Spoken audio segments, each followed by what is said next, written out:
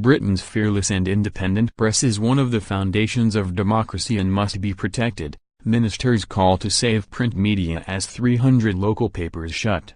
Britain's fearless and independent press is one of the foundations of democracy and must be protected, the Culture Secretary has warned. Matt Hancock has spoken out in defense of journalism as figures released today reveal that more than 300 local and regional titles have closed since 2007. Meaning some large towns are left without a local newspaper. There are also 25% fewer full-time journalist jobs than there were in 2007, while a quarter of all regional and local publications have closed. The Charing Cross Review, which is carrying out an investigation into the state of the news media industry, has published the figures as part of its call for evidence on the problem. The review will look at threats to financial sustainability, the role and impact of search engines and social media, and how advertising revenues have been hit by the rise of web platforms such as Google and Facebook. Mr. Hancock said, "Our fearless and independent press plays a vital role in informing citizens and is one of the foundations on which our democracy is built. At a time of dramatic technological changes and with our institutions under threat from disinformation, we need this clear-eyed view of how high-quality journalism can continue to be effectively produced, distributed and consumed." Total revenues across the industry have fallen by more than half in the past 10 years, with the figure dropping from nearly £7 billion to just over £3 billion. Although newspapers' digital revenues have grown, they have failed to meet the shortfall, amounting to only £428 million in 2017.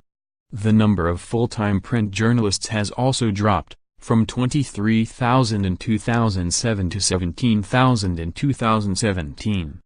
Despite this, newspapers and their websites are still much the biggest investors in journalism, accounting for 50% of all editorial expenditure, against 36% for radio and TV, and only 14% for online publishers.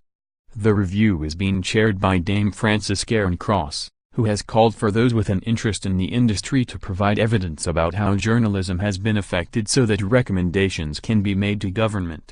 "This review is not about preserving the status quo," she said. "We need to explore ways in which we can ensure that consumers in 10 years' time have access to high-quality journalism which meets their needs, is delivered in the way they want, and supports democratic engagement." The figures released today are part of a report conducted by research group Mediatique and commissioned by the Department for Digital, Culture, Media and Sport. It found that the newspaper industry has been under sustained threat for the past decade, with print advertising slashed in half since 2007. The Mediatique report found that the dramatic changes in revenue and number of publications had been fueled by shifts in consumer behavior, and the reliance on devices such as phones and tablets. Figures by Mediatique revealed that there were 1,303 regional and local newspapers in 2007 compared with 982 in 2017. The Charing Cross Review panel is made up of representatives from across the journalism industry as well as experts from academia, advertising and technology. Its report will be published early next year.